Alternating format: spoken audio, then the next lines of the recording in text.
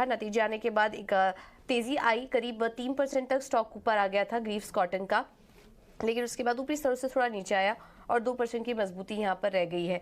घाटे से मुनाफे में आ चुकी है कंपनी ग्रीव्स कॉटन के अगर नतीजों की बात करें तो, और आय में भी अच्छी बढ़त देखने को मिली। 486 करोड़ से बढ़कर 514 करोड़ के आय के फिगर्स देखने को मिल रहे हैं। हालांकि कामकाजी मुनाफा घटा है और उसका असर स्टॉक पर दिख रहा है। ग्रीव्स कॉटन, संतोष क्विकली इस पर राय दीजिए। चार्ट्स पर अभी थोड़ी देर पहले नतीजे आए, जिनके पास है ऑलरेडी नतीजों से पहले जिन्होंने लेके रखा होगा, अभी क्या करें? स्टॉक में होल्ड करना चाहिए ग्रीव्स कॉटन को? ग्रीव्स कॉटन की बात करें, इसमें क्लियर ट्रेंड तो नहीं है, लेकिन अच्छी बात यह है कि इसका एक बेस 125 के आसपास, वहां से स्टॉक ने एक बाउंस दिखाया है।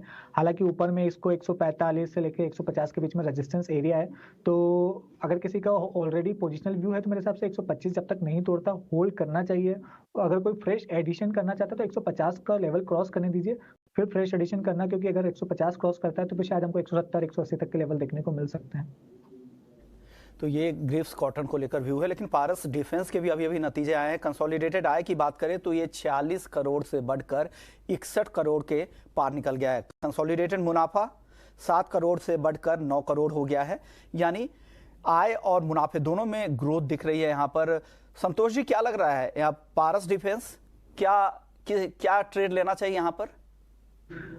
पारस डिफेंस की भी बात करें तो ये नियर टर्म डाउन ट्रेंड में स्टॉक में लगातार गिरावट देखने को मिल रही थी, लेकिन अब थोड़े से रिवर्सल के सिग्नल तो मिल रहे हैं। तो अगर कोई रिस्क लेना चाहता है तो उसके लिए स्टॉप लॉस रहेगा 510 रुपए का। 510 के स्टॉप लॉस से रिस्क ले सकता है।